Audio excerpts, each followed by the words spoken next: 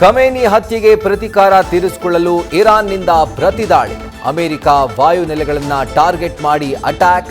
ಇದಕ್ಕೆ ಕೌಂಟರ್ ಕೊಡಲು ಮತ್ತೆ ಟೆಹರಾನ್ ಮೇಲೆ ದಾಳಿ ನಡೆಸಿದ ಅಮೆರಿಕ ಇಸ್ರೇಲ್ ಜಂಟಿ ಪಡೆ.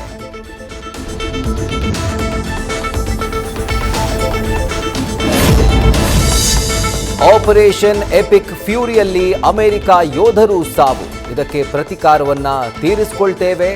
ಇರಾನ್ ಸೇನೆ ಶರಣಾದ್ರೆ ಜೀವದಾನ, ಇಲ್ದಿದ್ರೆ ಮರಣ. ಖಡಕ್ ಎಚ್ಚರಿಕೆ ನೀಡಿದ ಅಮೆರಿಕ ಅಧ್ಯಕ್ಷ ಡೊನಾಲ್ಡ್ ಟ್ರಂಪ್.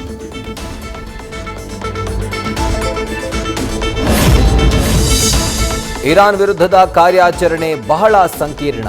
ಈ ಯುದ್ಧ 4 ವಾರದ ಪ್ರಕ್ರಿಯೆ. ನಮ್ಮ ಎಲ್ಲ ಉದ್ದೇಶ ಈಡೇರೋವರೆಗೂ ಇದು ಮುಂದುವರಿಯುತ್ತೆ ಎಂದ ಟ್ರಂಪ್.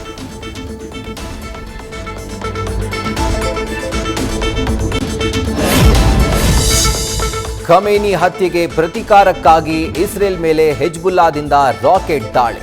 ಇದಕ್ಕೆ ಕೌಂಟರ್ ಕೊಡಲು ಇಸ್ರೇಲ್ ಸೇನೆಯಿಂದಲೂ ಅಟ್ಯಾಕ್. ಲೆಬನಾನ್ನಲ್ಲಿ ಗಡಿಯಲ್ಲಿರುವಂತಹ 50 ಗ್ರಾಮಗಳನ್ನು ಖಾಲಿ ಮಾಡಿಸುವಂತೆ ಎಚ್ಚರಿಕೆ.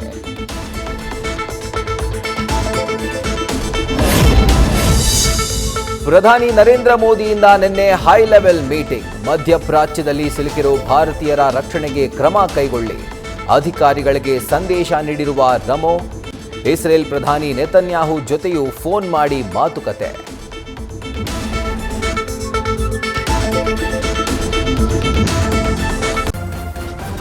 ನ್ಯೂಸ್ ಫಸ್ಟ್, ನಿರ್ಭೀತಿಯಿಂದ ನಿಮ್ಮ ಪರವಾಗಿ.